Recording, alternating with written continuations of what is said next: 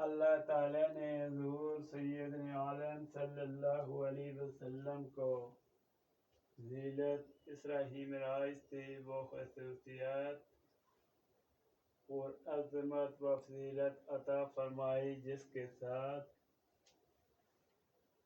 کسی اور نبی یا رسول کو مشرف نہیں فرمایا، اور جہاں اپنے محبوب علیہ الصلوۃ والسلام کو پہنچایا، کسی کو وہاں تک پہنچنے کا شرف نہیں بخشا۔ قرآن مجید میں ارشاد باری تعالیٰ ہے کہ وہ ہر عیب و نقص سے پاک ہے، جو راتوں رات لے گیا اپنے خاص بندے کو مسجد الحرام سے مسجد اقصی تک، جس کے آس پاس ہم نے بہت برکتیں فرمائیں تاکہ ہم اپنے اس خاص بندے کو قدرت کی خاص نشانیاں دکھائیں۔ حضور سیدنا عالم کے معجزاتی سفر یعنی سفر معراج کا بیان ہوا ہے۔ یہ عظیم سفر رات کے انتہائی قلیل سے حصے میں ہوا۔ اس سفر کا ذکر اللہ تعالیٰ نے اپنے لا ریب والا فانی اور قدیم قرآن مجید میں فرمایا ہے کہ حضور نبی کریم صلی اللہ علیہ وسلم کے سفر یعنی سفر معراج کو علماء امت بیان کرتے ہوئے فرماتی ہیں کہ مکہ مکرمہ سے حضور صلی اللہ علیہ وسلم کا بیت المقدس تک رات کے ایک انتہائی قلیل حصے میں تشریف لے جانا نص قرآنی سے ثابت ہے اور اس کا منکر کافر ہے۔ آسمانوں کی سیر اور مناظر قرب میں پہنچانا حدیث صحیح متعدد مشاہدوں سے ثابت ہے۔ معراج شریف یہ حالت بیداری جسمیت روح کے ساتھ واقع ہوئی۔ یہ جمہور اسلام کا عقیدہ ہے، صحابہ اکرام کا یہی نظریہ ہے۔ حضرت جبرائیل علیہ السلام کا براق لے کر حاضر ہونا اور حضور صلی اللہ علیہ وسلم کو انتہائی احترام کے ساتھ سوار کرنا، حضور صلی اللہ علیہ وسلم کا سینہ مبارک چیک کیا جانا، بیت المقدس میں حضور صلی اللہ علیہ وسلم کا انبیاء علیہ السلام کی امامت فرمانا، جبرائیل امین کا ہر آسمان کے دروازے کھلوانا، ہر آسمان پر وہاں صاحب مقام انبیاء علیہ السلام کا شرف و زیارت حاصل کرنا، حضور صلی اللہ علیہ وسلم کی تکریم و تعظیم بجا لانا، تشریف آوری کی مبارکباد دینا، حضور صلی اللہ علیہ وسلم کا ایک آسمان سے دوسرے آسمان پر جانا، آسمان کے سوال و جواب کا ہونا، وہاں کے عجائب دیکھنا اور تمام مقربین کے آخری منزل سدرۃ المنتہا کو پہنچنا، وہاں پر جبرائیل امین کا نبی پاک صلی اللہ علیہ وسلم کو دودھ پیش کرنا، وہاں پر جبرائیل کا معذرت کر کے رہ جانا، پھر حضور کو مکانی خاص میں ترقیاں فرمانا اور اس کور میں پہنچا کر تصور تک فلک کی عوام و افکار سے پرواز سے عاجز ہیں، دیدار الہی سے صرف یاب ہونا، امت کے لیے 50 نمازوں کا فرض ہونا، پھر حضرت موسیٰ علیہ السلام کا تخفیف کرا کے 5 کا رہ جانا،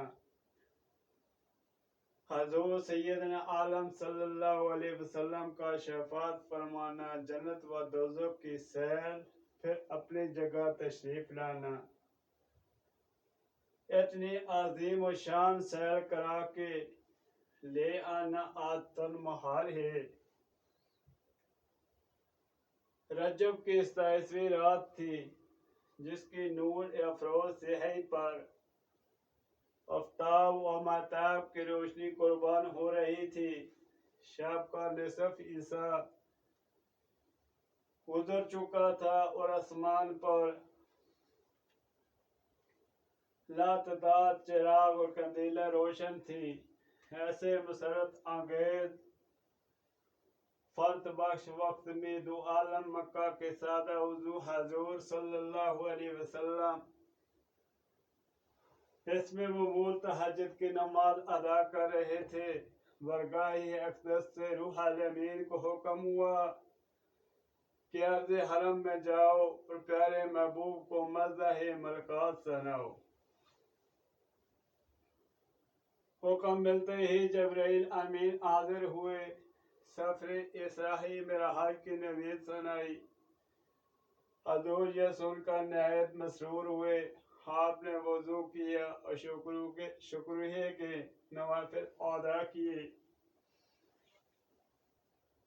آپ کا کل مبارک نکال لیا گیا، ایک سونے کے تخت میں رکھ کر اسے آب زمزم سے دھویا اور پھر اس کو ایمان و حکمت سے پر کر کے اس کو اس کی جگہ پر درست کیا۔ جب آپ اس شان کے ساتھ تیار ہو گئے، جبرائیل امین نے مبارکباد دی اور کہا، حضور آج کی رات وہ مبارک و مسعود رات ہے۔ خود رب العزت نے آپ کو طلب کیا اور ملائکہ کو حکم دیا حضور پر نور کے استقبال اور خیر مقدم کی تیاری کریں۔ حضور کو جو اللہ نے رفعت و شان عطا فرمائی ہے، ایسی شان نہ کسی نے پائی ہے اور نہ ہی کوئی پا سکتا ہے۔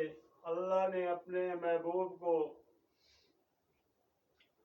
عرش عظیم پر بلوایا اور حضور میں بیداریے میں جسم انور کے ساتھ روانہ ہوئے اور مسجد الحرام سے مسجد الاقصی تک زمینی سفر طے پایا۔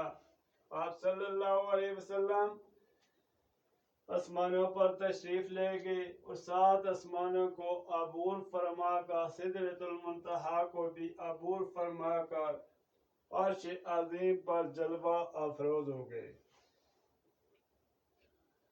آپ اس مقام پر پہنچے جو کل میں قدرت کے چلنے کی آواز سنائی دیتی تھی۔ آپ آگے بڑھے، سدرۃ المنتہا تک پہنچے۔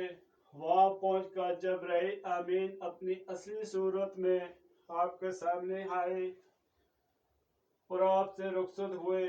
آپ نے ارشاد فرمایا، جبرائیل کیا آپ میرا ساتھ چھوڑ دو گے؟ جبرائیل امین نے کہا، یہاں سے آگے میں نہیں جا سکتا۔ پھر آپ آگے بڑھے، قرب خدا بندی سے سرفراز ہوئے۔ وہاں اپنے رب سے کیا باتیں ہوئی، اس کا علم اللہ اور اس کے رسول محمد مصطفیٰ صلی اللہ علیہ وسلم کو ہی ہے۔ اس وقت نبی پاک علیہ السلام کو 3 چیزیں عطا ہوئی۔ سورہ بقرہ کی آخری آیت، جن میں اسلام کے عقائد، ایمان کی تکمیل اور اس کی مصیبتوں کے ختم ہونے کی خوشخبری ہے۔ نبی پاک صلی اللہ علیہ وسلم سے اللہ نے وعدہ فرمایا کہ جو امت محمدیہ سے شرک نہیں کرے گا، اس کی بخشش ضرور ہوگی۔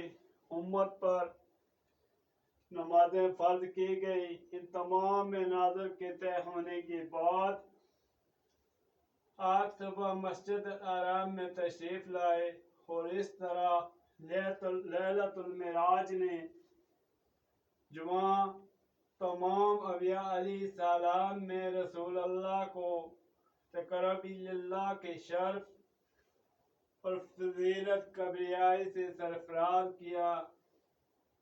वहीं ये अजीम वाक़या कुफ्र ईमान में तख़यीर करने का एक मियार भी बन गया। सफ़र इसरा का पहला मरला हाफिज मादी और बुशरा दुनिया का था, जो मस्जिद अल-हराम से लेकर मस्जिद अक्सा तक मुकम्मल हुआ। ऐलान नबूवत के 12 साल बाद आप सल्लल्लाहु अलैहि वसल्लम अपनी चचाजाद बहन उम्मे हानी बिनत अबी तालिब के घर सो रहे थे। जिब्राइल आमीन ने आपके पास हाजिर होकर आपको नींद से बेदार किया, आपके सीने को चाक किया और आप ज़मज़म के पानी से धोया, इल्म व हिकमत से और ईमान से भर दिया। इसके अलावा नबी पाक सल्लल्लाहु अलैहि वसल्लम के लिए सवारी के लिए जितनी बुराक थी, जो गधे से बड़ा और खच्चर से छोटा था, इसका रंग सफेद था और बुराक बिजली की रफ्तार से चलता था। उसका हर कदम हद नजर पर पड़ता था। आप सल्लल्लाहु अलैहि वसल्लम की आखिरी मंजिल तोरे सीना थी। यहाँ पर भी नबी पाक सल्लल्लाहु अलैहि वसल्लम ने शजरे तोर के पास नफल अदा किए। जिब्राइल अमीन ने बताया, ये वो मकाम है जहाँ हजरत मूसा अलैहिस्सलाम अल्लाह से हम कलाम हुए। इसी असना में बनी इसराइल के एक ऐसे शख्स का जिक्र है जिसने अल्लाह की राह में 1000 साल तक जिहाद किया। 1000 साल 1083 वर्ष बनते हैं। इतना वक्त जिहाद किया। नबी करीम सल्लल्लाहु अलैहि वसल्लम को इस पर तहज्जुब का आज़ार हुआ और फरमाया, मेरे अल्लाह, बनी इसराइल के एक शख्स कितनी कम उम्र थी, इसी तरह मेरी उम्मत की उम्रें कम होंगी। तो अल्लाह रब्बुल इज्जत ने नबी पाक सल्लल्लाहु अलैहि वसल्लम की उम्मत की बख्शिश के लिए नबी पाक सल्लल्लाहु अलैहि वसल्लम की दुआ पर इंसान के लिए माह रमजान शरीफ की 27वीं रात शब नाज़िल फरमाई, जिसमें